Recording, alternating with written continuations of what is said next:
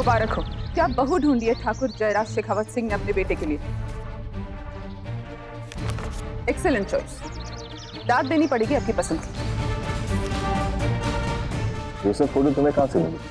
ये इंपॉर्टेंट नहीं है कि मुझे फोटोग्राफ्स कहाँ से मिली। इंपॉर्टेंट ये है कि आपने मुझे पूछना जरूरी नहीं समझा। इसे हमारे घर की बहू बनाएंगे आप? इसे जिसमें ना तमीज है, ना तहजीब, ना स्टेटस है, ना क्लास, ना ही शक्ल सूरत, और ना ही ऊंचा खानदान। देखिए, मैं जो कर रहा हूँ वो आप वही कर रहे हैं जो आपने सालों पहले किया था। एक अनाथ बच्चे को सड़क से उठाकर लेकर आए थे आप, और उसे इस घर का बड़ा बेटा बना दिया। और अब इस सड़क छाप लड़की को इस घर की बहू बनाने चले हैं। हम ऐसा नहीं होने देंगे। हमारी हवेली में बाहर वालों की जूते तक अंदर नहीं लाए जाते। पैरों की धूल का लाना बहुत दूर की बात है। प्लीज निर्मला, शांत हो जाइए। हमने जो भी फैसला लिया है बहुत सोच समझ कर लिया है, अपने घर की भलाई के लिए लिया है। फिर रहा सवाल उस लड़की का, तो मैं आपको यकीन के साथ कह सकता हूँ कि भले ही उसकी हैसियत हमारे बराबर ना हो, लेकिन उसकी सच्चाई, ईमानदारी और संस्कार किसी से कम नहीं। मुझे उस लड़की पर और अपने फैसले पर पूरा भरोसा है। अच्छा, तो आप ही निभाइए अपना फैसला और अपना रिश्ता। ये फैसला हमारे घर की किस्मत बनकर आएगी और इसे कोई नहीं बदल सकता। कल शादी है, बहू के स्वागत की तैयारी कीजिए।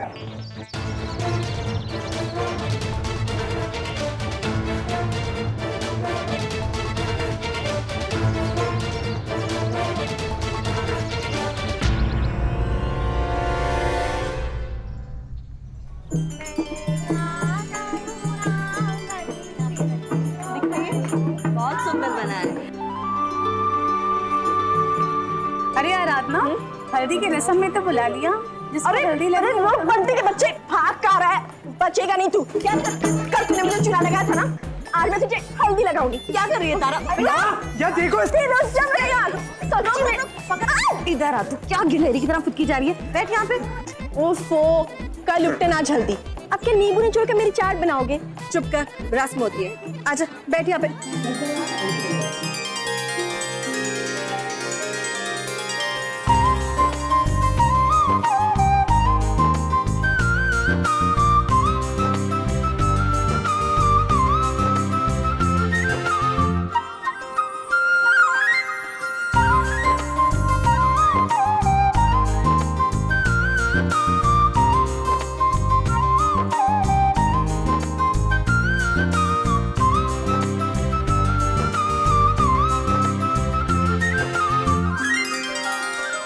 आराधना, आज रात को किन्नरों को बुला रही हो ना? अरे क्यों नहीं बुलाएगी, उन्हीं से तो रौनक लगती है। अरे नहीं नहीं चाची, किन्नरों को तो किनारे रखो। और वैसे भी ये शादी तारा ने फिक्स की है, तो इसमें रौनक भी तारा ही लगाएगी।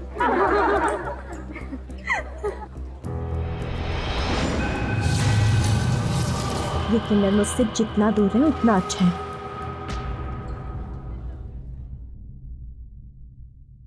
अस्सलाम वालेकुम। अस्सलाम वालेकुम। सल्लल्लाहु ताला अलैहि वसल्लम। या अल्लाह, इस घर पर हमेशा अपना नजर करम बनाए रखना। अल्लाह कुछ ऐसा कर दे कि बरकत इस घर के आंगन की तकदीर हमेशा बनी रहे। आमीन।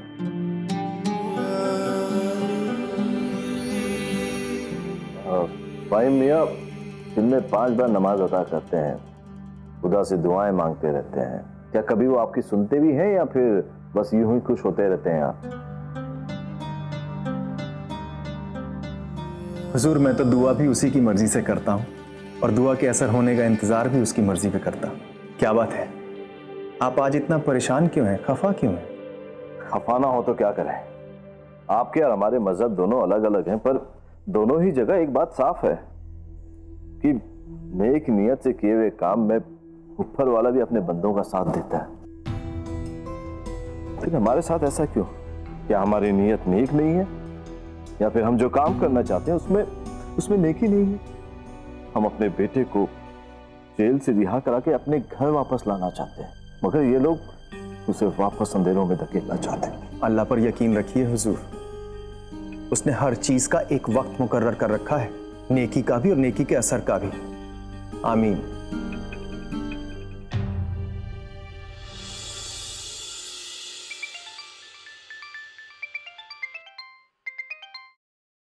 बंटी मेरा फोन कहाँ है? देख तो जरा।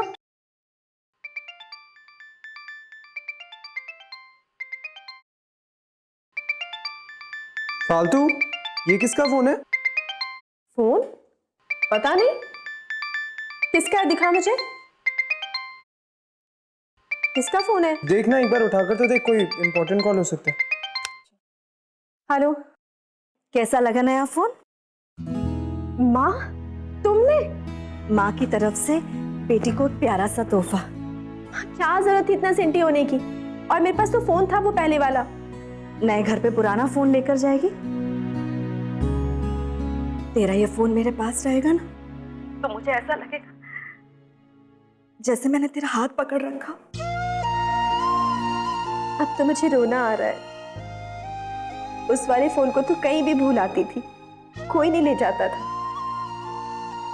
इसे तो सीने से चिपका कर रखूंगी हमेशा। माँ माँ प्लीज मत रो। अच्छा चलो एक काम करते हैं, इस फोन का छोटा सा ट्रायल करते हैं।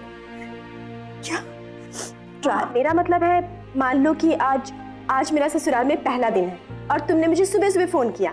तारा तू माँ करो ना। अच्छा तुमने फोन किया और मैं फोन उठाती हूँ। हेलो माँ, इतनी सुबह सुबह? अरे वो तेरी पसंदीदा नमक की अदरक वाली चाय बना रही थी, तेरी याद आ गई। अच्छा ये बता, क्या कर रही है तू अपने ससुराल में? हाँ, तुम्हारे हाथ की नमक वाली चाय का वेट कर रही थी। दिन शुरू नहीं होता ना उसके बिना। अब पता नहीं तुम्हारे हाथ की चाय फिर मुझे कब मिले। अच्छा चल, बहुत हो गया तेरे ट्रायल वाल। माँ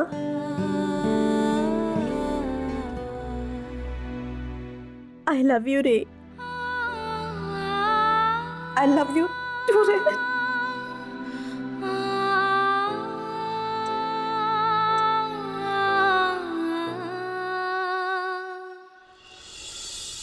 अरे काहे छेड़े बलमा मुझे, काहे छेड़े सैया, अरे काहे छेड़े बलमा, काहे सैया कभी बलमा, अरे काहे छेड़े सैया मोहे, काहे छेड़े पिया मोहे, गरुआ लगाए, गरुआ लगाए। सुंदर लग रही हैं आप दीदी साहिब। चल मोई छोटी, कहाँ सुंदर लग रही हूँ मैं? सच बोल रही हूँ मैं। एक बार तो आपका ये आईना झूठ बोल सकता है, पर आपकी ये दासी नहीं दीदी साहिब। माता ने मुझे खूबसूरती देनी होती तो औरत बना के ना भेजती मुझे। माता, माता का मंदिर, माता के भक्त, भक्तों में लड़की।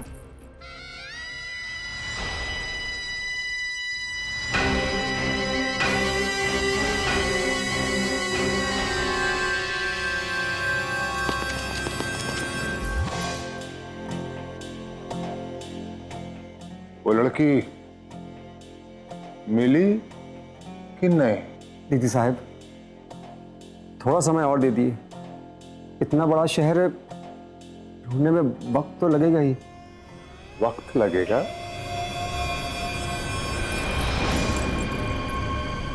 दीदी साहब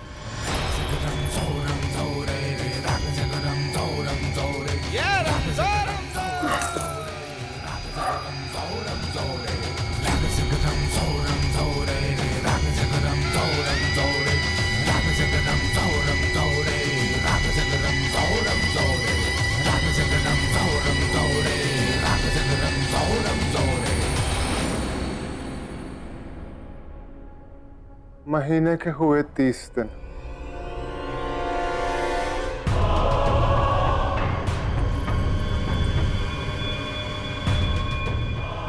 गया एक।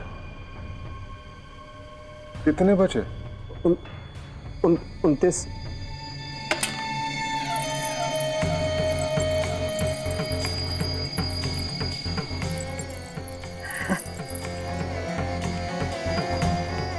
उनतीस दिनों के बाद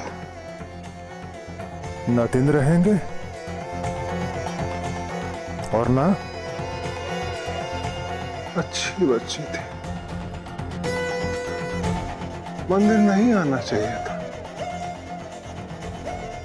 मंदिर नहीं आना चाहिए था।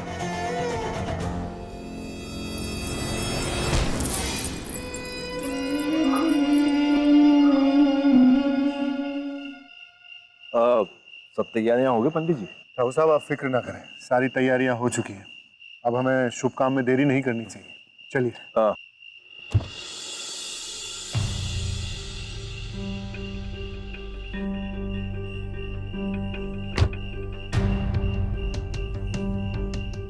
तैयार हो तुम? जी। सहरा? डैड वो वहीं जाके। ठीक है, बैठो तुम। बाकी की तैयारियां वहीं जाके करेंगे। लड़की वालों के यहाँ पे बारात लेके जल्दी पहुंचना है। चलें?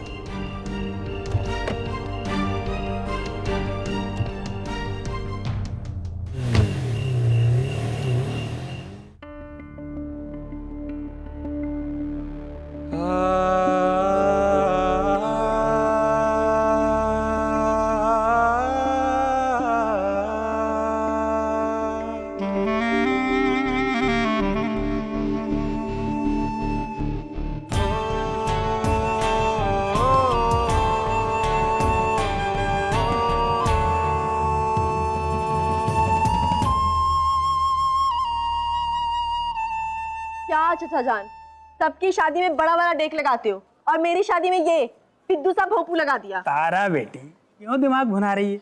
वो देख तेरे लिए क्या लाया हूँ। अरे वाह, क्या बात है गजोदर चाचा, ये हुई ना बात। अच्छा सुनो, तारा की शादी में एकदम ऐश्वर्या और अभिषेक की शादी का फील आना चाहिए, है कि नहीं? अबे ओ गरीबों के इंजीनियर, मुंह इधर कर इसका। क्या यार, तुम लोग कुछ नहीं कर सकते। तारा, कितनी बार याद दिलाना पड़ेगा कि आज तेरी शादी है और तू अभी तक तैयार नहीं हुई, बारात आने वाली है। माँ, हिंदुस्तान में पुलिस और बारात कभी टाइम पर नहीं आते। तू टेंशन मत ले। तू ये देख, गजोधर चाचा क्या मस्त देख लेकर आए हैं। गजोधर नहीं बेटा, गंगाधर। अरे चाचा, नाम में क्या रखा है, काम पे ध्यान दो। तारा की आलीशान बारात आने वाली है और ऐसी बारात ना जो कभी किसी ने नहीं देखी होगी। सैकड़ों लोग, हजारों महंगी गाड़ियां, ढेर सारे मेहमान और हाँ, मेरे सास, ससुर, ननद, भाभी, देवर सब आने वाले हैं। और तारा ना सबकी बैंड बजाने वाली है। क्यों चाची? हाँ।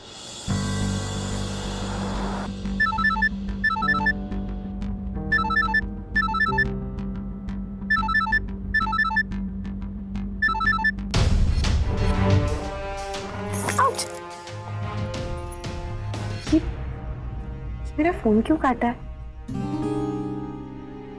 मैसेज करती हूँ। मेरी बहन की शादी की बारात आने वाली है, तुम भी ले आओ बारात मेरे लिए और ले जाओ मुझे अपने साथ।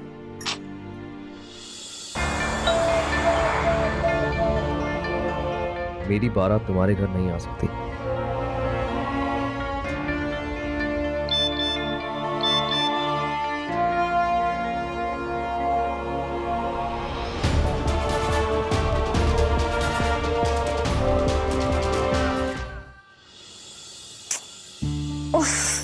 इसको भी ना हमेशा मजाक सोचता है।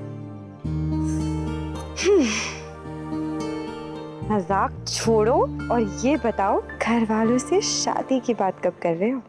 सेंट।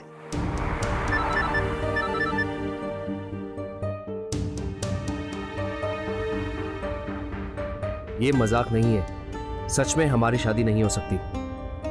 तुम मुझे भूल जाओ। ये मजाक नहीं है, सच में हमारी शादी नहीं हो सकती?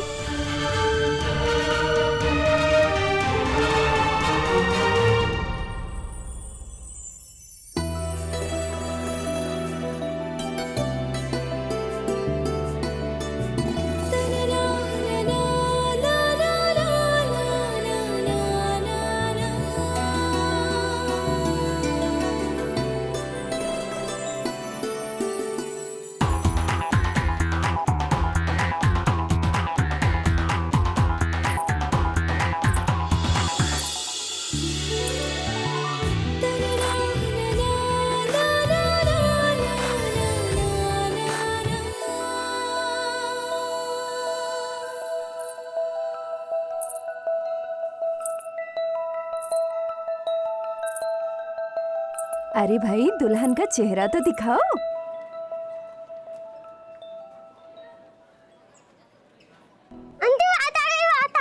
बारात आ गई? अरे बारात आ गई? जाओ जल्दी से मिठाई का थाल लेके आओ और शरबत के गिलास भी लेके आओ। और निंदू कहाँ रह गई थी तू? बारात आ गई है, चल जल्दी से पूजा की थाली लेकर आ। चल, और आप लोग मेरे साथ आइए, चलिए, बारात आ गई है। तारा बच्चू, दूसरों के दूल्हों को तो बहुत देखा, पर लाइफ में चुपके से अपने दूल्हे को नहीं देखा, तो क्या किया?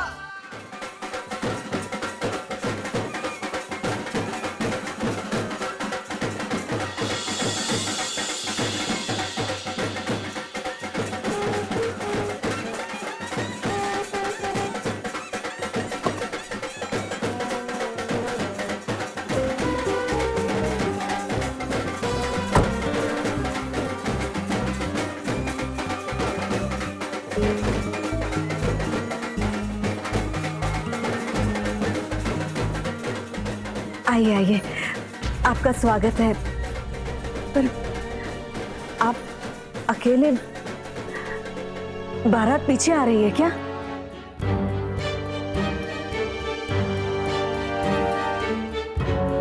जी नहीं, मैं अकेले आया हूँ। ये क्या कह रहे हैं आप? मैं कुछ समझी नहीं। शादी यहाँ नहीं होगी, कहीं और होगी।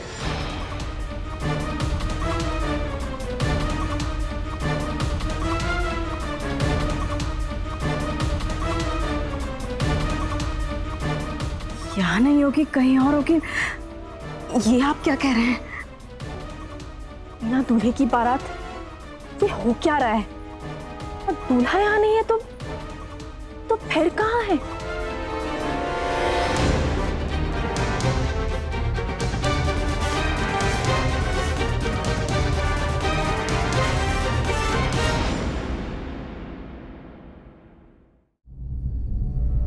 ये क्या कह रहे हैं आप? शादी कहीं और? लेकिन भाई साहब, हम तो सारी तैयारियां कर चुके हैं। समधन जी, दरअसल बात यह है कि हमारे बेटे को किसी जरूरी काम के सिलसिले में आज रात को एयरपोर्ट जाना पड़ेगा, और काम भी कुछ ऐसा है कि अगर वो वहां नहीं गया तो उसकी सारी मेहनत, उसका सारा बिजनेस ठप हो जाएगा। देखिए, समय की कमी की वजह से वो यहाँ नहीं आ सका, इसलिए हम तारा बेटी को लेने आए हैं ताकि शादी की जो भी फॉर्मेलिटीज हैं वो एयरपोर्ट पर हो जाए। एयरपोर्ट पे? आप ये क्या कह रहे हैं भाई साहब? देखिए, आप घबराइए मत, पंडित जी है ना हमारे साथ, फिर वकील साहब भी वहां मौजूद होंगे, फिर शादी की जो भी रीति रिवाज है सब पूरे होंगे। पर शादी की इतनी भी क्या जल्दी है? वो आ जाए, उसके बाद करवा देंगे शादी। जी, वो देखिए बहन जी, अगर इस समय शादी नहीं हुई तो मुहूर्त निकल जाएगा, और मैंने तो आपको पहले भी बताया कि इस तरह का मुहूर्त सालों बाद आता है।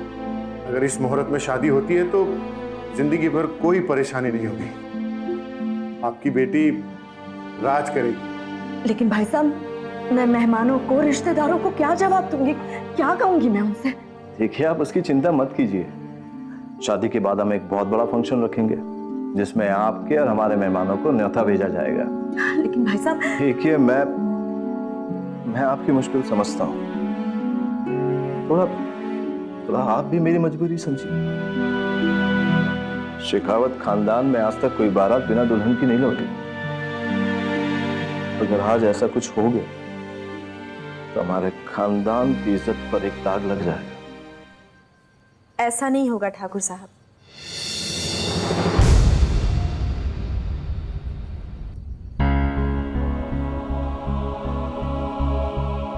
तारा आपके घर की इज्जत पर कोई आंच नहीं आने देगी। माँ, ये वही लोग हैं जिन्होंने हमें बेघर होने से बचाया, जिन्होंने हमें बेइज्जत होने से बचाया, जिन्होंने हमारी इज्जत को अपने नाम से ढका, और आज हम इनके नाम को सबके सामने कैसे उछलने दे सकते हैं। माँ, लाइफ में नेकी का बदला नेकी से नहीं दिया तो क्या किया? पंडित जी चलिए, मुहूर्त और फ्लाइट मिस नहीं होने चाहिए।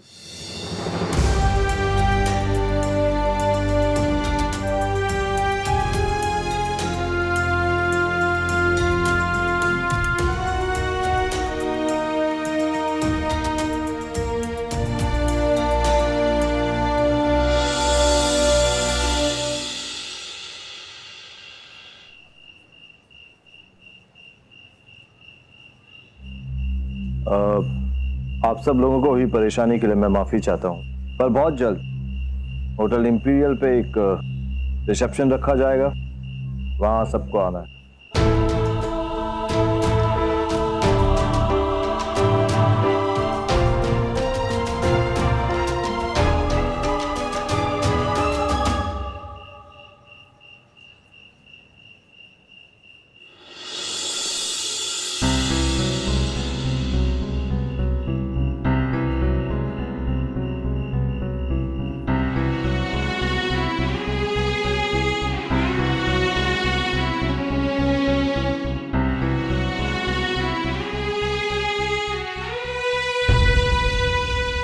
आप लोग दूसरी गाड़ी में आइए।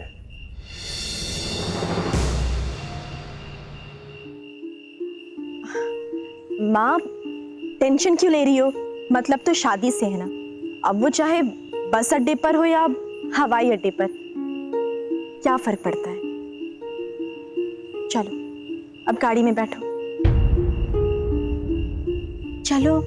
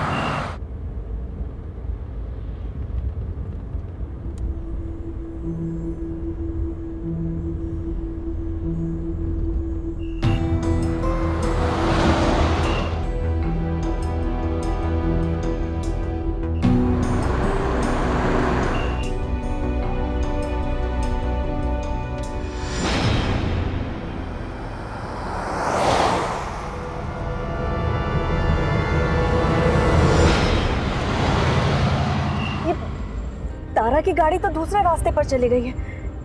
हम कहाँ जा रहे हैं भाई साहब? वहीं जहाँ ले जाने का ऑर्डर मिला है। लेकिन हमें तो तारा के साथ जाना है ना, तो आपने गाड़ी दूसरी तरफ क्यों मोड़ ली है? सॉरी मैम, मैं वही कर रहा हूँ जो मुझसे कहा गया है।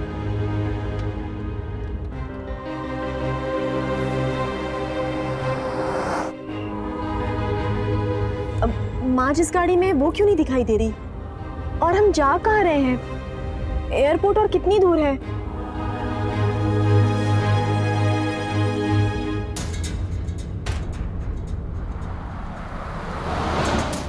मैं तारा को फोन लगाती हूँ। भी नहीं लग रहा है। माँ, तुम क्यों इतना टेंशन ले रही हो? वो लोग किसी और रूट से चले गए होंगे। हम जा तो रहे हैं ना एयरपोर्ट? नहीं, मुझे तारा के साथ जाना है और उसी रास्ते से जाना है। भाई साहब, आप गाड़ी घुमाइए। ठीक है मैडम। मैंने कहा ना, आप गाड़ी घुमाइए। जी मैम।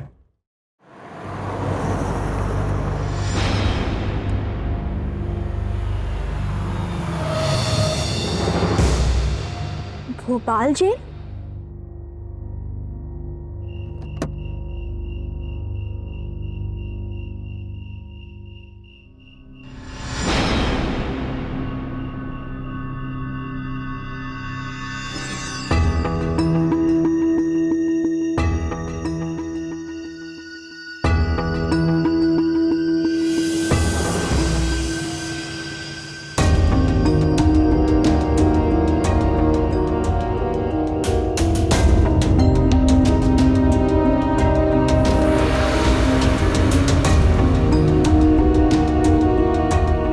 ठाकुर साहब, हमें तो एयरपोर्ट जाना था ना, फिर यहाँ क्यों? ये तो जेल है। बेटा गाड़ी में बैठो, तब पता चल जाएगा। अरे लेकिन दूसरी गाड़ी कहाँ है जिसमें मेरी माँ और मेरी बहन थे? बेटा वो लोग भी पहुंचते ही होंगे। हाँ, गाड़ी में बैठ जाओ। बैठो।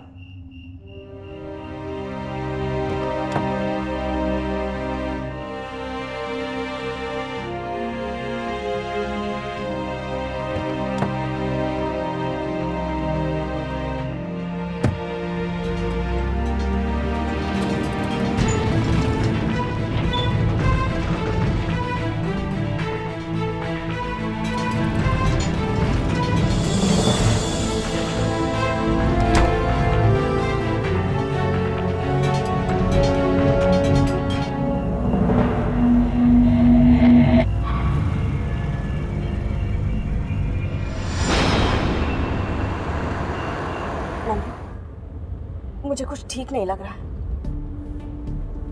भाई साहब, थोड़ी तेज चलाइए ना गाड़ी। माँ, आप क्यों इतनी टेंशन ले रही हो? हम जा तो रहे हैं एयरपोर्ट, मिल जाएंगे सब वहीं। तू तारा को फिर से फोन लगा। चल। माँ, मैं फोन लगा रहा हूँ लेकिन नॉट रीचेबल जा रहा है। तेज चलाइए ना भैया, थोड़ा और तेज।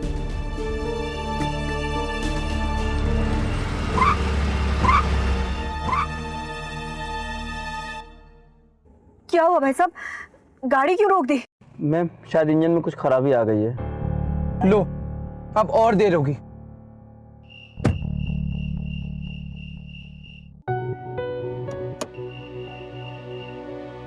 जरूर मेरी बच्ची के साथ कुछ गलत हो रहा है।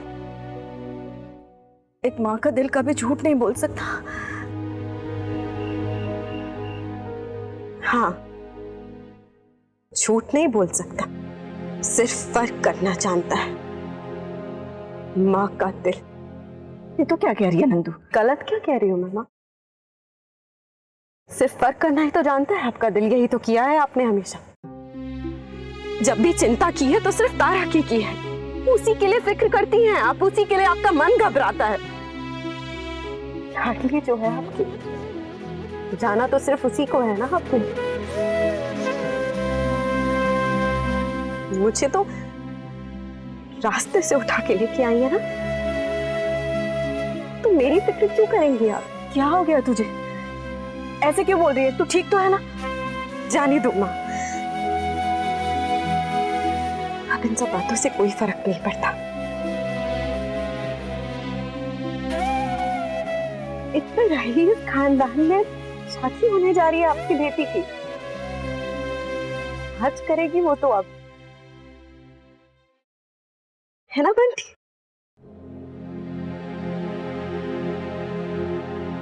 जमीन से उठकर आसमान में पहुंच गई है वो, और इनको लग रहा है कि उसके साथ गलत हो रहा है। क्या गलत हो रहा है माँ उसके साथ? बोलो, क्या गलत हो रहा है?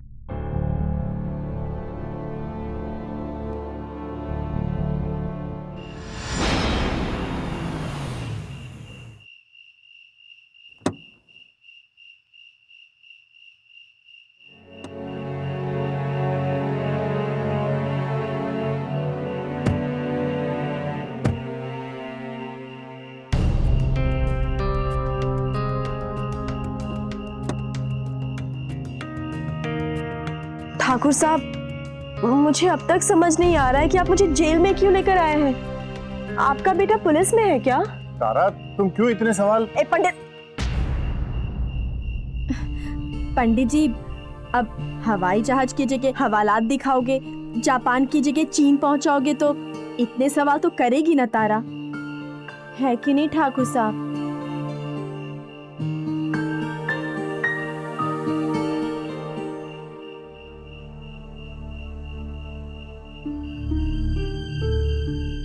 बेटा, तुम्हारा हर सवाल जायज है, पर जवाब मैं फिलहाल में बस इतना ही कहूंगा कि मैंने तुम्हें अपनी बेटी माना है, तुम भी मुझे अपना पिता समझो। और यकीन रखो बेटा, ये बाप अपनी बेटी के साथ कभी कुछ गलत नहीं होने देगा।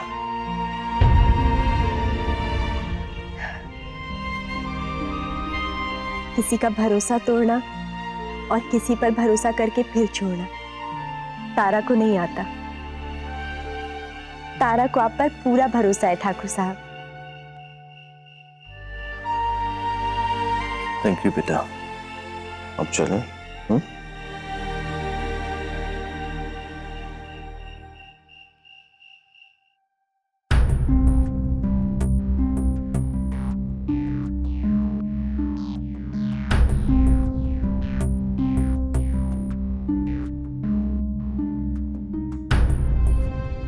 बेटा चलो।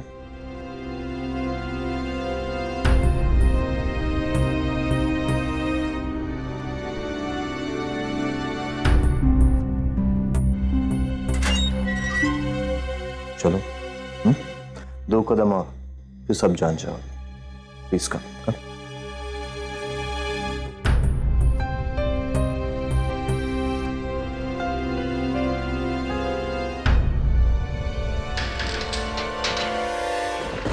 कितनी देर लगेगी भाई साहब? थोड़ी देर और।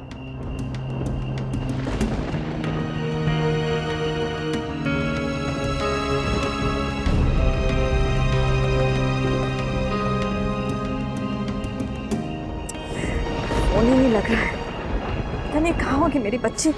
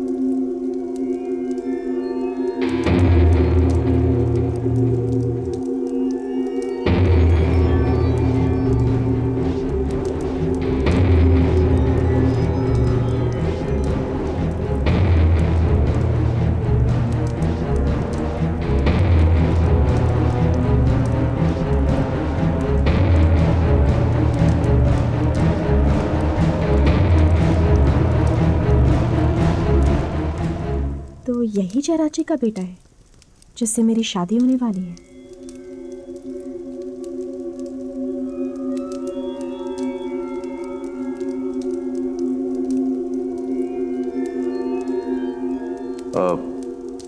बेटा चलो।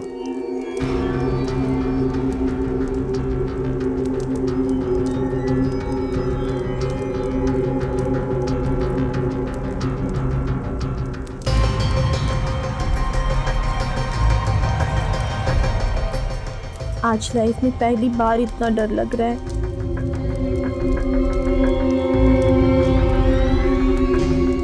जय हनुमान ज्ञान गुण सागर, जय कपीस तीन लोक उजागर। ठाकुर साहब, दूल्हे को बुलाइए।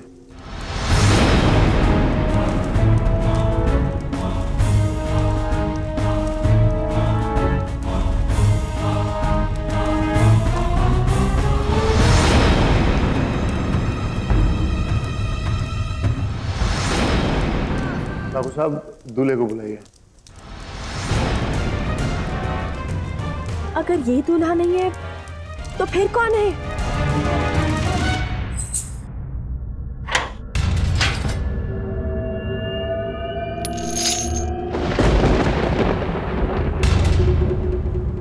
आइए, आपको बुलाया है।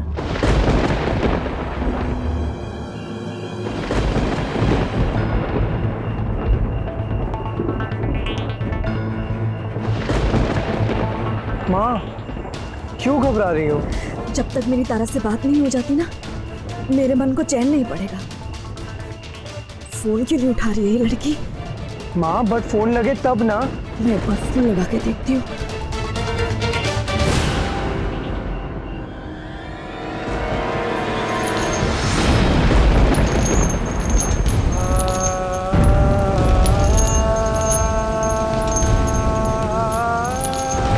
जय हनुमान ज्ञान गुण सागर, जय कपीस तिहुँ लोक उजागर।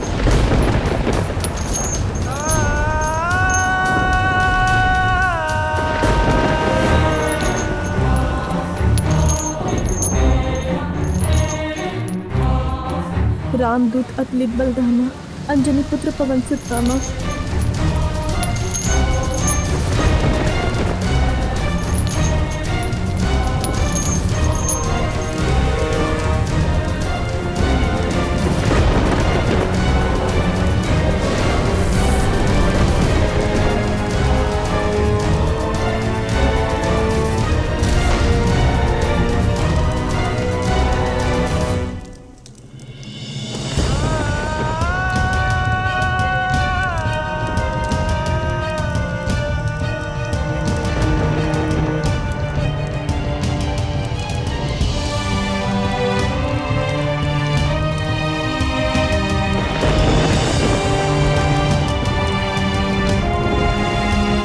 भैया, शादी की सारी तैयारियां हो चुकी हैं। यहाँ बैठो।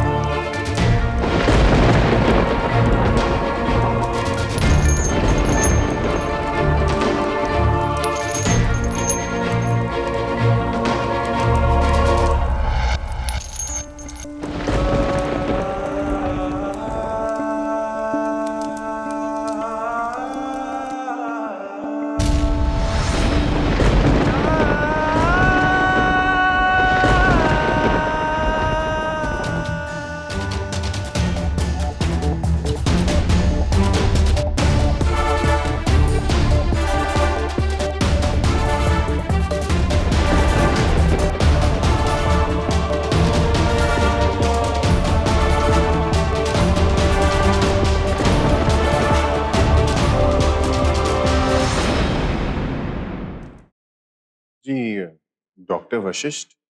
डॉक्टर वशिष्ठ अभी पेशेंट के साथ बिजी हैं, आप वहां जाके बैठ जाइए। बहुत सारे पेशेंट तो नहीं है ना? नहीं, ज्यादा टाइम नहीं लगेगा, आप वहां बैठ जाइए।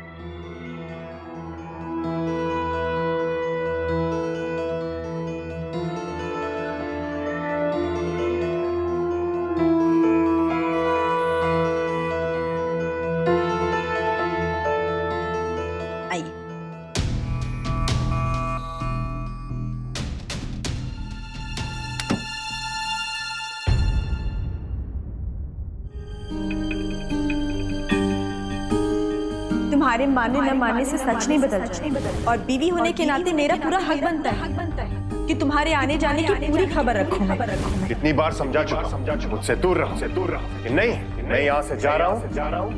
तुम्हें चलना है मेरे साथ, या यही रहना है।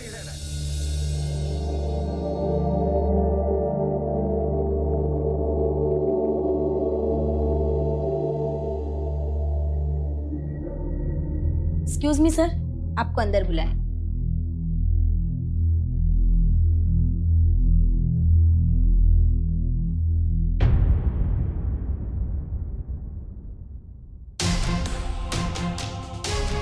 नर्स, ये लड़की कब आई यहाँ? वो पेशेंट जो अभी अभी यहाँ से गई है। पेशेंट? क्या हुआ उसे?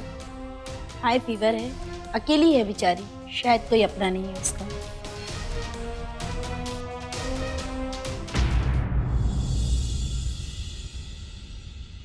संभल के हुजूर।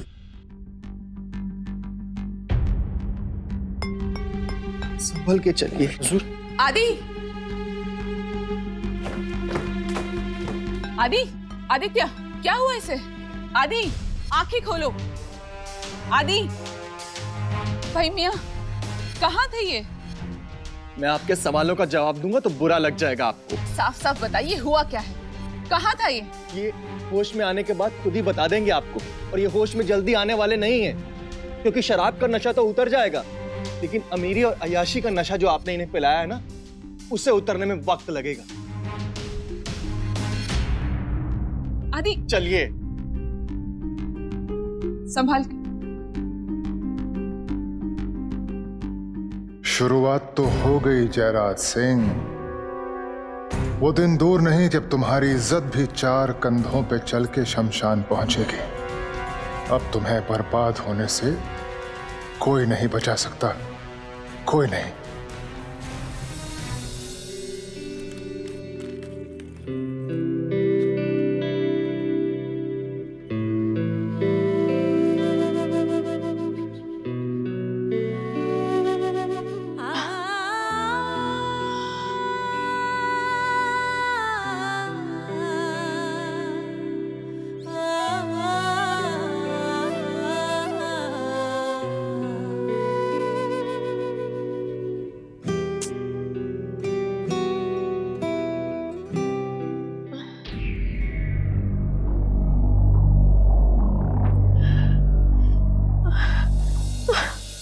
रूबरू तू है, लहू तू ही अंदर बहता है, सांसों में भी तू जरूरी, तेरा हाजी कहता है, एक बूंद इश्क पे हूँ जिंदा,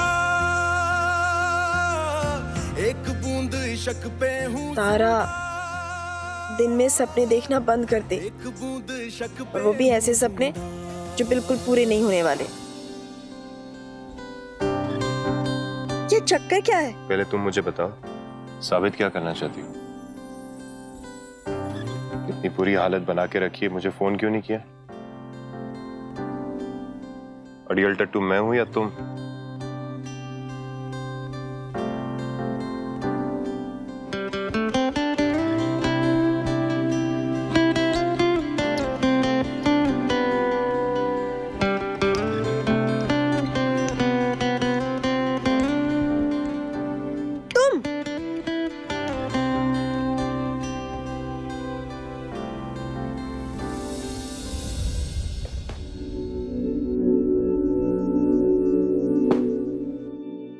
ये क्या कर रहे हो तुम? मेरा सामान क्यों पैक कर रहे हो? तुम मेरे साथ घर चल रही हो। कहा ना मैं कहीं नहीं जा रही हूँ, फिर क्यों सामान पैक कर रहे हो मेरा? कोई जरूरत नहीं है, मैं बिल्कुल नहीं आ रही तुम्हारे साथ। अरे कहा ना मैंने, मैं नहीं जाऊंगी तुम्हारे साथ। क्यों मेरा सामान पैक कर रहे हो? ये बीवी जैसे नखरे बंद करो और चलो मेरे साथ चुपचाप।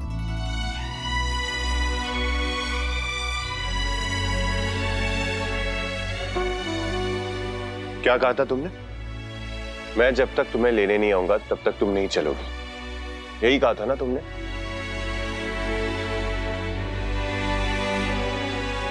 अब मैं आ गया हूं, चलो घर।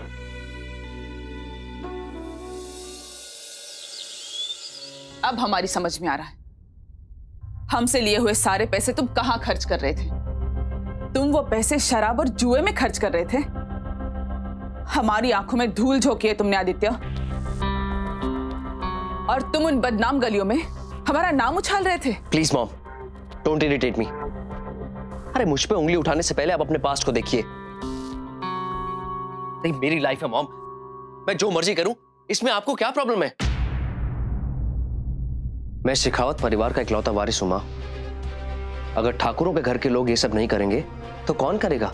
पर आप इस खानदान की परंपरा को क्या समझेंगी मॉम? आप तो खुद ही इस खानदान की नहीं है। रहीसी क्या होती है ये तो सिर्फ एक रहीस ही जानता है। स्टेटस, क्लास, रेपुटेशन, घर के तौर तरीके, ये सब आपको भी कहाँ आता था मॉम? अरे आपने भी तो प्यार से शादी करने के बाद ही सीखे होंगे ना ये सब। अरे आप कौन सी रॉयल फैमिली से बिलोंग करती हैं? आज आप तारा भाभी से स्टेटस की बात करती हैं, पर आप ये कैसे भूल गई कि कभी आप भी उनके जैसी थी? आदित्य,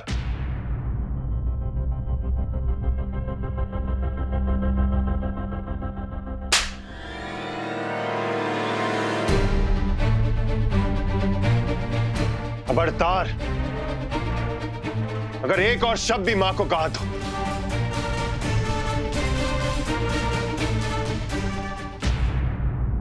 उसने मुझे थप्पड़ मारा था जी, आपके बेटे को थप्पड़ मारा। अरे औकात तो देखो उसकी। अब तो मॉम भी मेरे अगेंस्ट हो गई है। मुझे तो समझ में नहीं आ रहा कि इस घर का वारिस वो है कि मैं। इस घर का सिर्फ एक ही वारिस है, आदित्य सिंह शेखावत। बहुत जल्दी समय के साथ सब ठीक हो जाएगा। वो जेल जरूर जाएगा बेटा, वो जेल जरूर जाएगा। बस एक बार इलेक्शन खत्म हो जाए। मैंने पूरी तैयारी कर रखी। वाहरी किस्मत, कैसी पलटी मारी है तूने। अब ठाकुर साहब का एक बेटा सारी उम्र जेल में रोएगा और दूसरा तेरी गोद में। मिस भोपाल, आपको नहीं लगता कि आज शॉपिंग कुछ ज्यादा ही हो गई? अरे ये तो कुछ भी नहीं है। इतनी शॉपिंग तो मिस भोपाल राह चलते ही कर लेती है। ओ, इसका मतलब ये है कि आज आपकी शॉपिंग अधूरी रह गई। अरे यह बात जानकर मुझे बहुत अफसोस।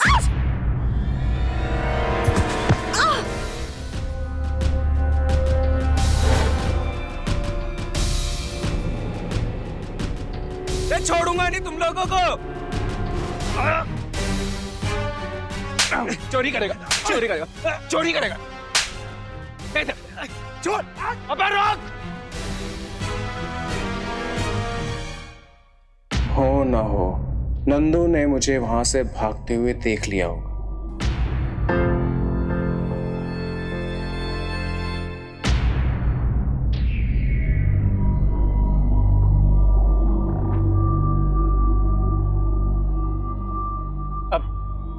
Miss Bhopal, hello, Jagir, okay? Nandu, तुम ठीक हो?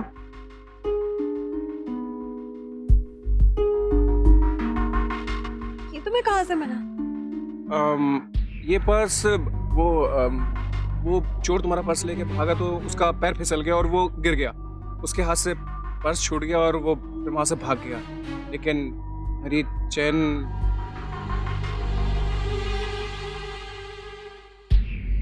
तो अब क्या करें? अब हम एक काम करते हैं, पुलिस स्टेशन चलते हैं और वहां पर कंप्लेंट लिखाते हैं। आइए चलो।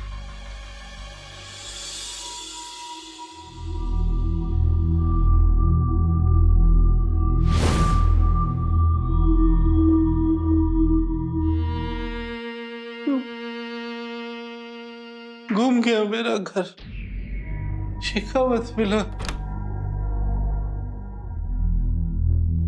घूम गया। पसंद ही नहीं आया। अच्छा भाभी, मुझे सोनिया ने कॉल किया था, बोली थी अपने घर आ जाओ। सोचे मैं यहीं से चली जाती हूँ। मुझसे क्या? मेरी आँख खुली तो वो वहां पर नहीं थे और दरवाजा भी बाहर का खुला, लगता कहीं चले गए। आपको ध्यान रखना चाहिए था। गलती हो गई है मेरे से, लेकिन अब जल्दी से कुछ करो, उनके साथ कुछ अनर्थ ना हो जाए। आ रहा हूं मैं, वहां पर आ रहा हूं।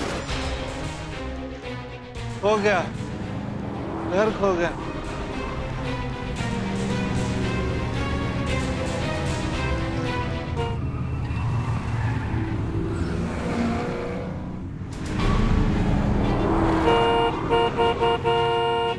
भाभी ये देखो।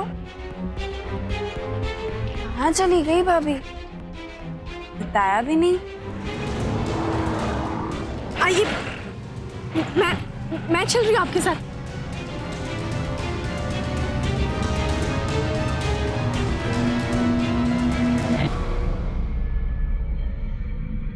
फोन भी नहीं लग रहा है। यहाँ खड़ी रह के क्या करूं? एक काम करती हूँ, सोनिया के घर ही चली जाती हूँ, वहीं से भाभी को फोन कर दूंगी। टैक्सी। कुछ को जाना हो गया। कौन है आपके साथ, बताइए। घर खो गया, जाना है, मुझको जाना है शेखावत विला।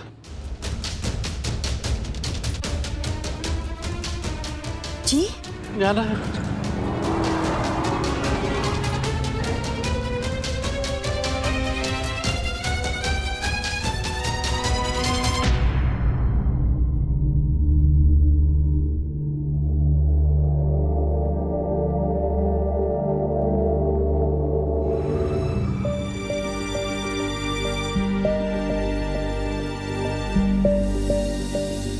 मेरी मिल जाएंगे, सब सामान मिल जाएगा, टेंशन मत लो। आओ जी, हमें एफआईआर रजिस्टर करानी थी, कहाँ पर जाना है? सामने वाले टेबल पर जाइए। Okay, thank you.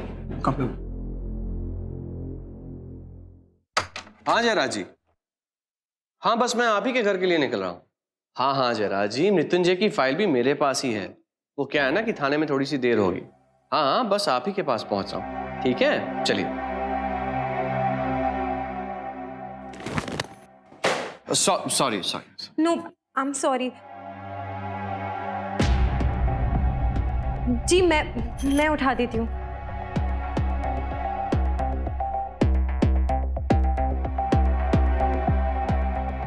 मुझे ध्यान देना चाहिए था। नहीं, एक्चुअली मुझे लगता है मुझे ध्यान देना चाहिए था। Thank you so much. Low miss Bhopal, क्या हुआ? अरे वो छोड़ो ना, वो सब फटाफट एफआईआर लिखवाओ ना। इधर ओके। आराम से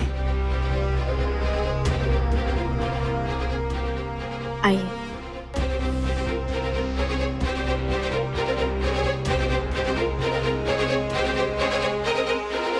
मैं आपके लिए पानी लेकर आती हूँ।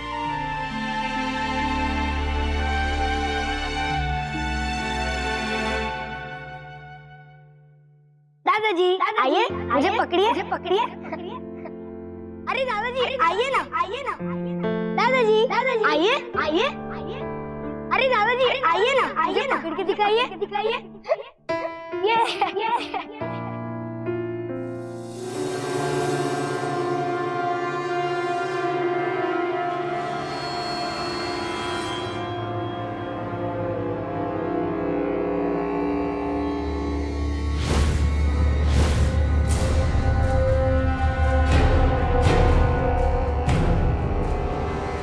वक्त आ गया है कि कलावती अपने डर का इस्तेमाल अपने घर वालों पर भी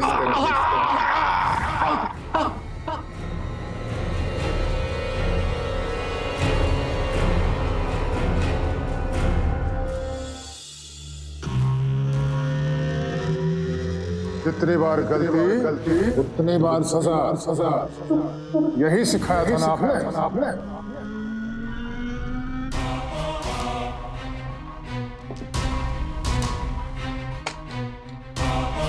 सुकून मिलता है तेरे चेहरे की परेशानी देखकर, तेरा पागलपन, तेरा डर देखकर।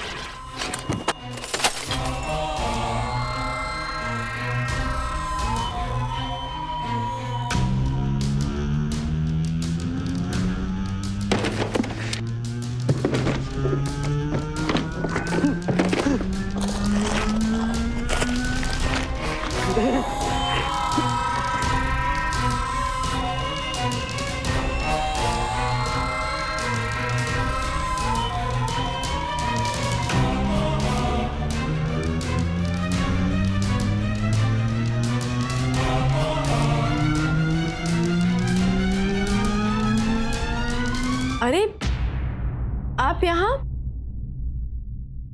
यहाँ क्या कर रहे हैं? ये बड़े ठाकुर साहब का कमरा है। यहाँ पर किसी को भी आने की इजाजत नहीं है, घर वालों को भी नहीं। अब चलिए यहाँ से। आइए।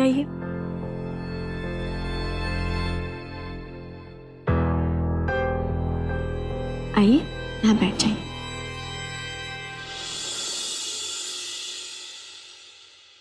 ये लीजिए पानी।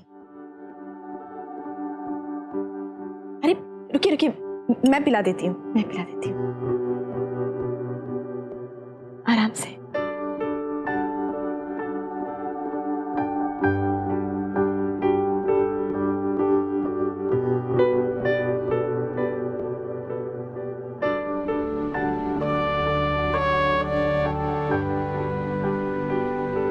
क्या हुआ? ठंड लग रही है आपको? एक मिनट, मैं अभी आपके लिए शॉल लेकर आती हूँ। और इस बार कहीं जाइएगा मत।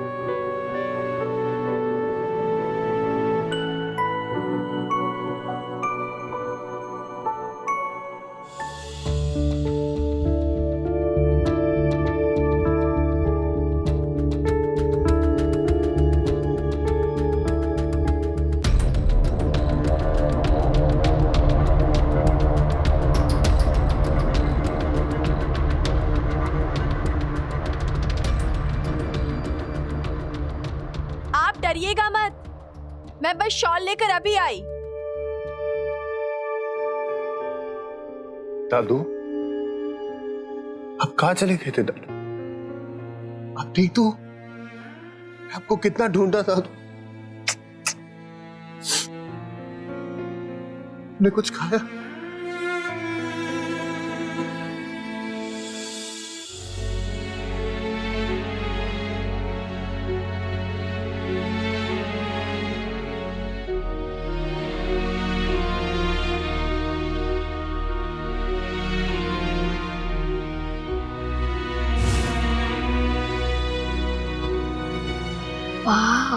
तुम शेखावत खानदान के वारिस हो बेटा, और ये शेखावतों की शान है।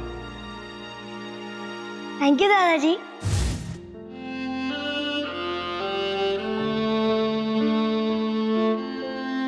शॉल नहीं मिल रही, पर मैं ढूंढ रही हूँ, बस अभी आई।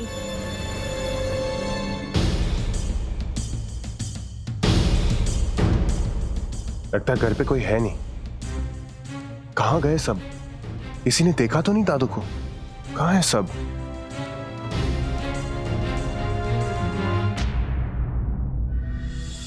इतनी देर से ढूंढ रही थी ये शॉल, मिल ही नहीं रही थी। अब आपको ठंड।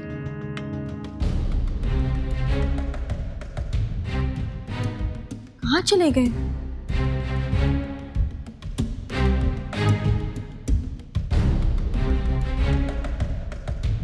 यहाँ भी नहीं है। ऊपर तो नहीं आए थे, कहीं घर के अंदर तो नहीं चले गए? एक बार फिर से देख लेती हूँ।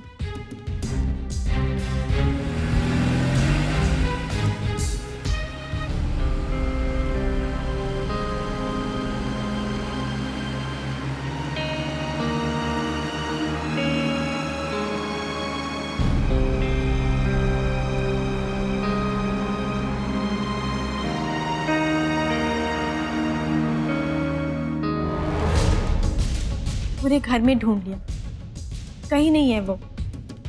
पर ऐसे अचानक कहाँ जा सकते हैं? मैं भी ना, मुझे जाना ही नहीं चाहिए था उन्हें अकेले छोड़कर।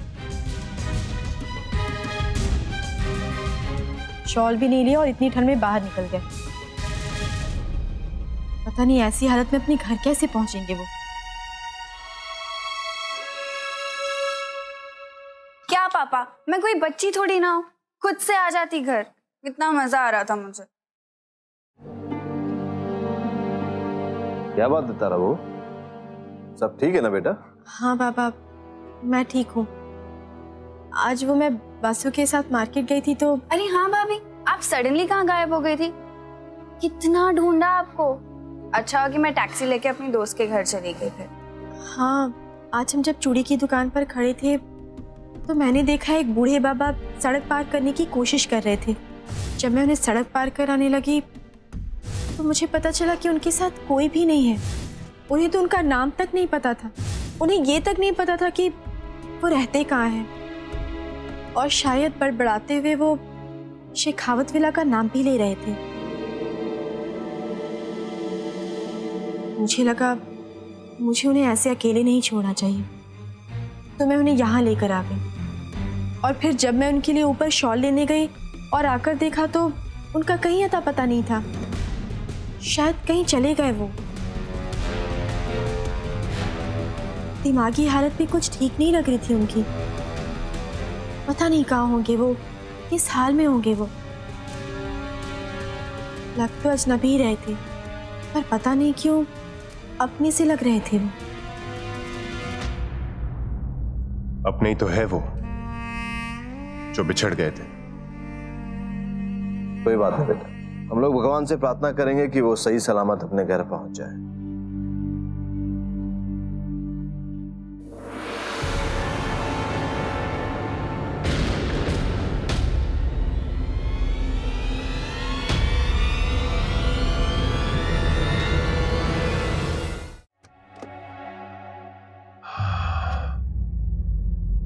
आखिर किस बुढ़े को घर में लेके आ सकते हैं लड़के?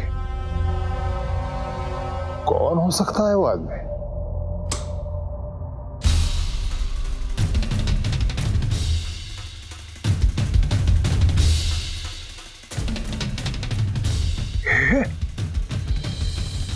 ये सब क्या है?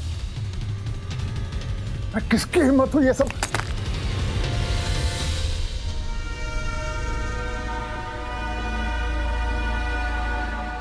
किसकी हिम्मत हुई ये सब करने की?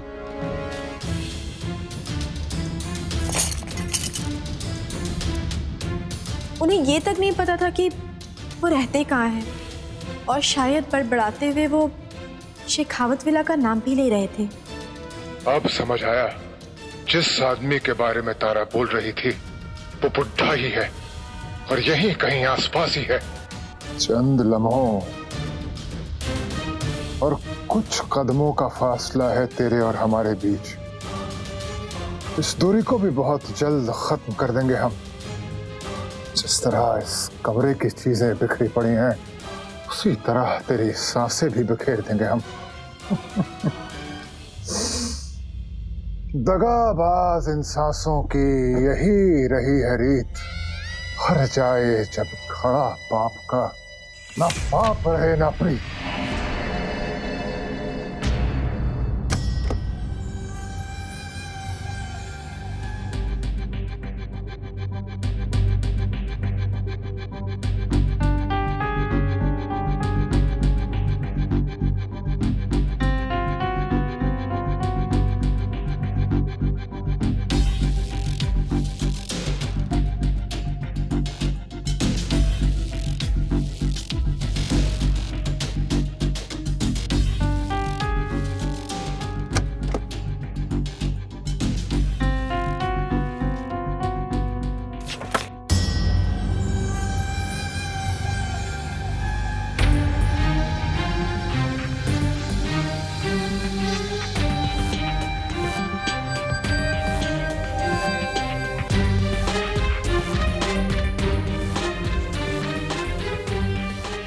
ये तो किसी पार्टी की तस्वीर है।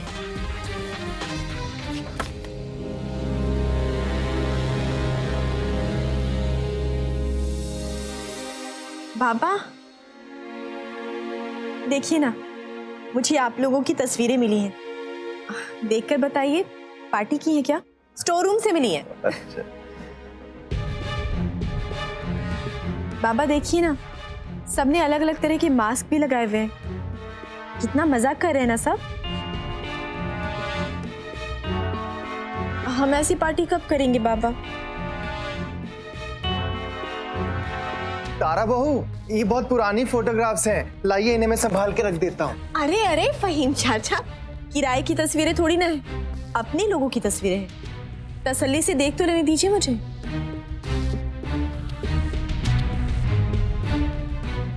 बाबा सब कितने खुश लग रहे हैं ना, देखिए।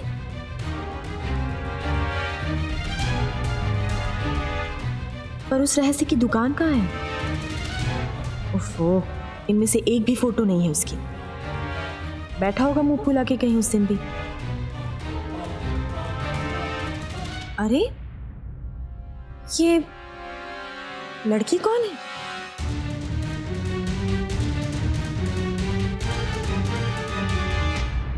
मैं अभी आता हूँ।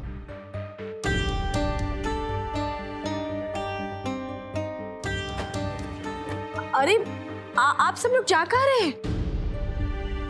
हम थक गए, हम सोने जा रहे हैं।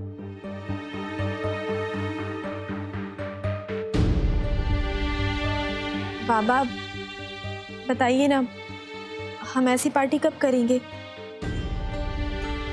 और देखिए ना, इस पार्टी को हुए तो पूरा 1 साल हो गया।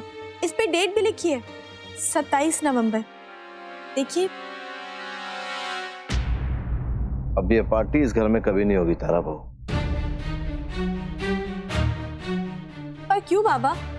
बाबा ऐसी क्या बात जुड़ी है ऐसा क्या? सकरू से पूछ लेती हूँ।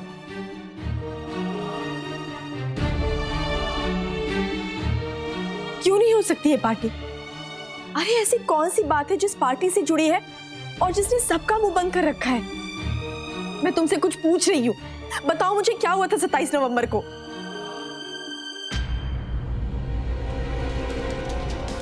क्या ऐसे क्या देख रहे हो मुझे? मैं सिर्फ इतना जानना चाहती हूँ कि 27 नवंबर को हुआ क्या था। तुम बताए बिना जानना चाहते हो तो ठीक है, पर मुझे पता है राधा रघु काका की बेटी थी और वो इसी घर में काम करती थी। अब बोलो, सच बोल रही हूँ ना मैं?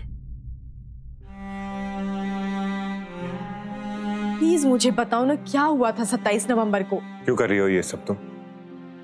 क्या मिलेगा तुम्हें इस घर के अतीत को कुरेद कर? चाहती क्या हो तुम? जवाब, अपने सिर्फ एक सवाल का जवाब प्लीज मुझे बताओ। मुझे जानना है कि 27 नवंबर को क्या हुआ था। बुखार तुम्हारे दिमाग में चढ़ गया है। कुछ तो बोलो, मेरे मन में जो सवाल उठ रहे हैं उसके जवाब ढूंढ कर रहूंगी मैं। सच्चाई पता लगा कर रहूंगी मैं, भले ही मेरे सवालों के जवाब कोई दे ना दे, पर मुझे पता है मुझे अपने सवालों के जवाब कैसे ढूंढने।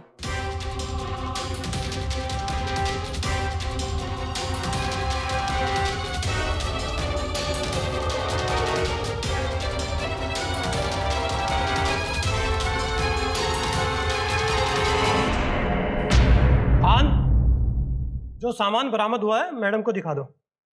आप वहां जाकर रजिस्टर में साइन कर दीजिए और पहचान करके सामान ले लीजिए। अब तुम यहाँ आराम से बैठो ना, मैं फॉर्मेलिटीज पूरी कर देता हूँ।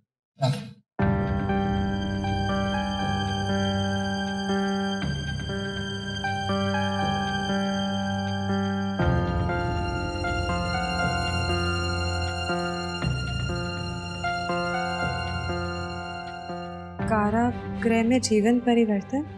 ये मैगजीन एक एनजीओ निकालती है हर तीसरे महीने। कैदियों के स्वभाव परिवर्तन और उनके जीवन को नई दिशा देने के लिए काम करती है एनजीओ।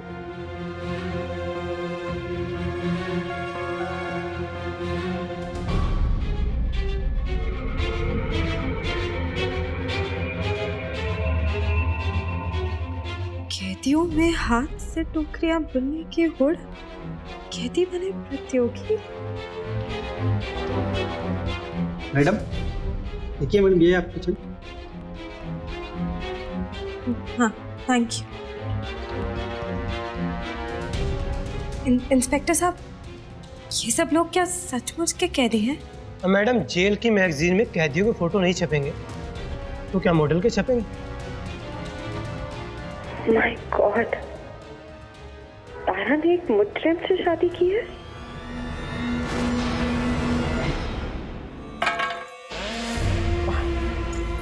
हाय हाय, अरे कब पासा सही पड़ेगा कलावती का?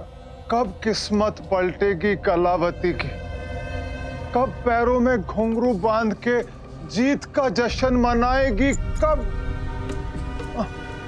कलावती के सब्र का बांध टूट रहा है। आखिर है कौन ये नई चिड़िया जो कलावती से उलझ रही है? शायद वो जानती नहीं कि कलावती वो शिकारी है जो उड़ते बाज को भी अपने जाल में दबोच लेती है।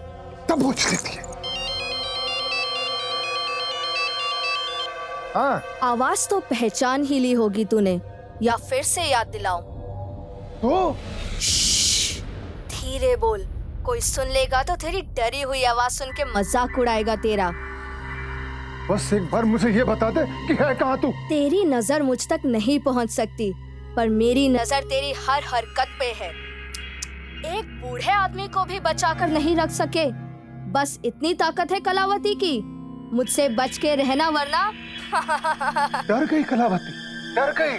देख कलावती के हाथ कांप रहे हैं, हाथ कांप रहे हैं कलावती के। डर गई? डरा नहीं रही हूँ मैं, धमकी दे रही हूँ। धमकी दे रही है? डरा रही है कलावती को? जानती हूँ कलावती किसी से नहीं डरती, पर रुद्र प्रताप तो डरता है ना, वो भी तब जब इलेक्शन इतने नजदीक हो। छोड़ूंगी नहीं मैं तुझे, छोड़ूंगी नहीं मैं तुझे, छोड़ूंगी नहीं, मैं बता रही हूँ। छोड़ने की बात तो तब आएगी ना जब तू मुझे पकड़ सकेगी। इस जन्म में तो मैं तेरा सपना ही बन के रह जाऊंगी, एक डरावना सपना जो तू दिन रात देखेगी। मुझ तक पहुंचने का कुछ नहीं कर सकती तू, तेरी ताकत, तेरा रुतबा सब बेकार है। तू एक कमजोर डरा हुआ इंसान है। तू मुझे और बूढ़े आदमी को कभी नहीं ढूंढ पाएगा, कभी नहीं।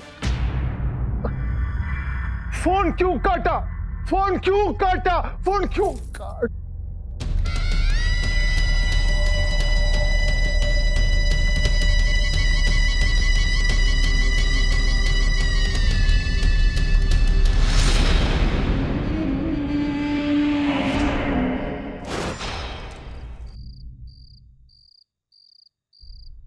क्या हुआ?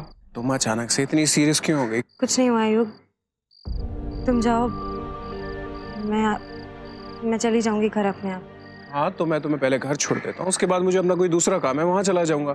आओ मेरे साथ। मैं चली जाऊंगी युग, मुझे रास्ते में मेरी फ्रेंड के घर पे भी जाना है, तुम्हें लेट हो जाएगा। लेकिन तुम तो मुझसे कह रही थी कि युग, मैंने कहा ना मैं आ जाऊंगी, तुम जाओ। Okay, as you wish.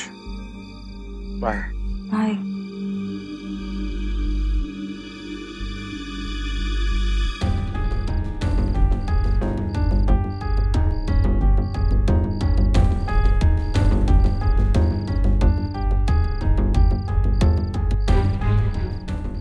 My God,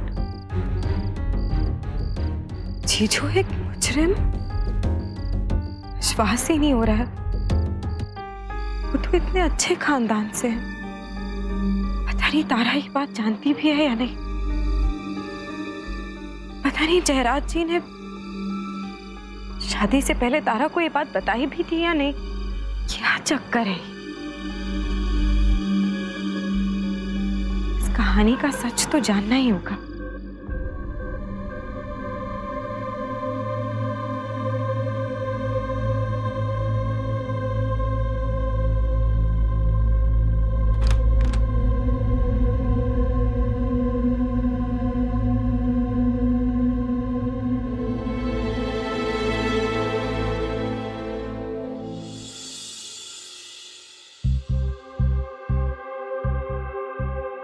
Joseph ने हमें बताया तुम यहाँ हो, इसलिए हम तुमसे मिलने यहाँ चले। मृत्युंजय, हम जानते हैं अस्तबल वाले हादसे के बाद तुम बहुत परेशान हो, होना भी चाहिए। वो जगह तुम्हारे लिए बहुत मायने रखती थी, बहुत जुड़ाव था तुम्हारा उस जगह के साथ। देखो मृत्युंजय, हम वादा नहीं कर सकते कि हम सब कुछ ठीक कर देंगे, लेकिन हाँ, हम कोशिश जरूर करेंगे कि सब कुछ पहले जैसा कर दें। हम जानते तुमने खाना नहीं खाया,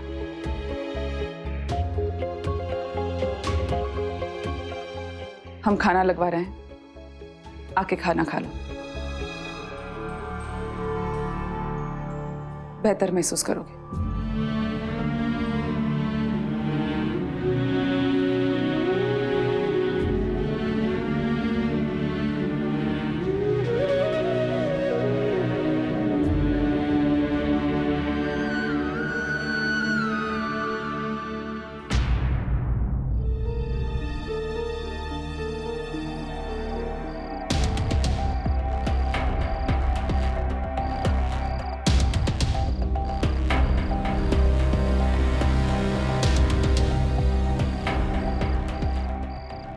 मृत्युंजय शेखावत एक रेपिस्ट भी है?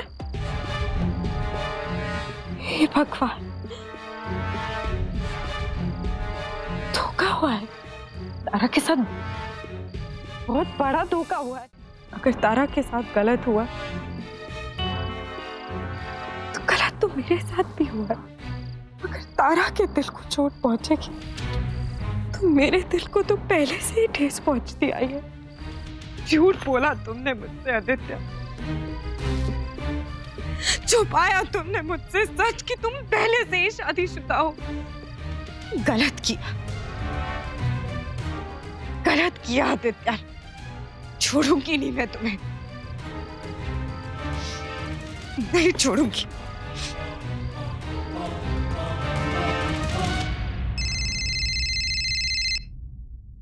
हेलो। वाह, से दूर रह के तुम्हारी आवाज में बड़ी खनक आ गई है। कम ऑन नंदिनी, तुम्हारा फिल्मी डायलॉग सुनते सुनते बोर हो गया हूं मैं। चलो आप फोन रखो। फोन मत रखना आदित्य। ओ, मैं डर गया नंदिनी जी। बोलिए ना, आप क्या बोलना चाहती हैं? मैं सिर्फ तुमसे थोड़ी ही देर के लिए दूर हुई हूँ। मंजिल तो मेरी तुम्हारे ही पास है। जिद्दी हूं मैं और तुम मेरी जिद हो आदित्य। मुझे तुम्हें पाने से कोई नहीं रोक सकता। अच्छा शराब, ये फालतू का लेक्चर मत दो। ना तुम मेरा कल कुछ बिगाड़ पाई थी और ना ही आज, समझी? और कितना बोर करोगी?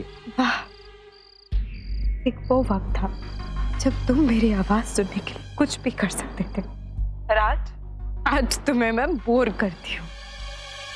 ये मत भूलो आदित्य कि हमारे इस राज के खुलने से जितना नुकसान मुझे है उतना ही तुम्हें भी है।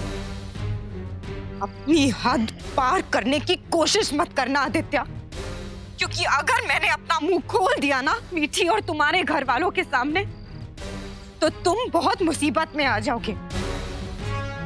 और अगर तुम चाहते हो कि मैं अपना मुंह बंद रखूं, तो जैसा मैं कहती हूं वैसा ही करना, समझे तुम?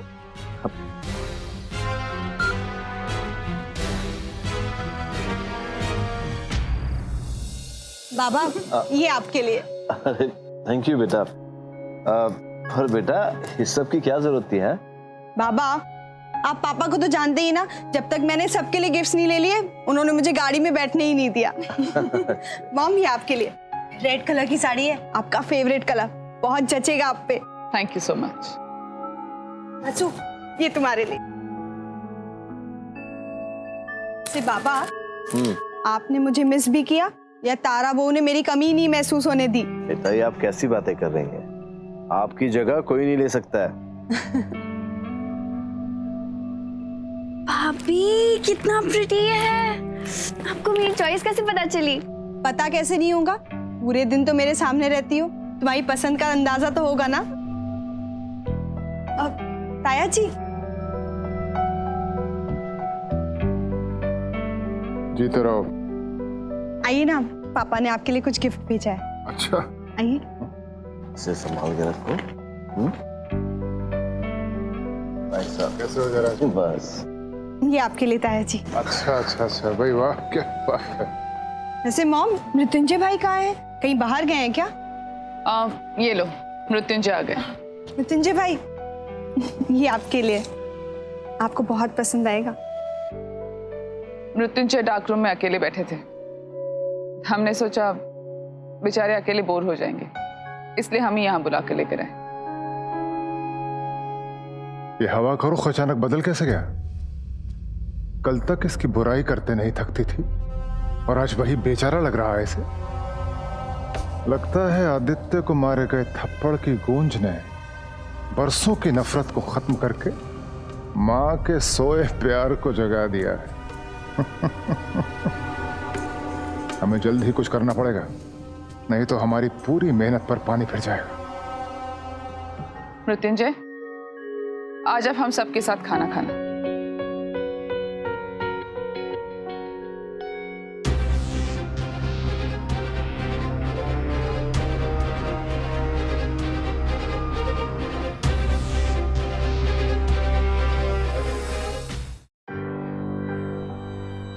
जैसे खुद की लाइफ उलझी हुई है, वैसे अलमारी को भी उलझा कर रखा है।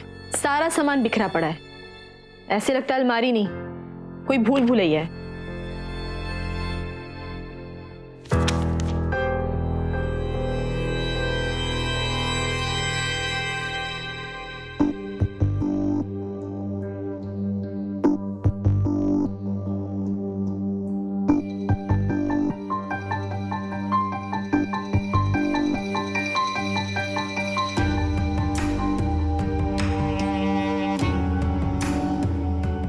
तो मृत्युंजय की भोपाल से दिल्ली फ्लाइट की टिकट है 27 नवंबर। उस दिन तो पार्टी भी थी, पर मैंने ये तारीख कहीं ना कहीं देखी है। कहाँ देखी है? बाबा सब कितने खुश लग रहे हैं ना? और देखिए ना, इस पार्टी को हुए तो पूरा 1 साल हो गया। इस पे डेट भी लिखी है 27 नवंबर। इस मसले का हल निकालने का रास्ता भी है मेरे पास।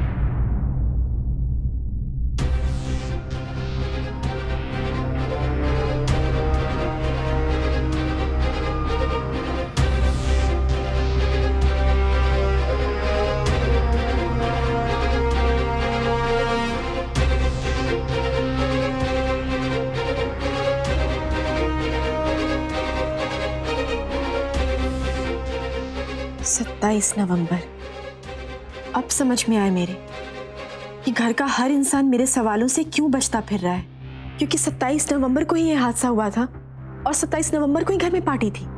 पर एक बात समझ में नहीं आ रही, अगर यह हादसा 27 नवंबर को हुआ था तो टिकट के मुताबिक मृत्युंजय तो उस रात इस घर में था ही नहीं। फिर वो कैसे कर सकता है ये सब? पर अगर मृत्युंजय बेकसूर है तो वो ये सब झेल क्यों रहा है? जरूर इस राज के पीछे भी कोई राज है।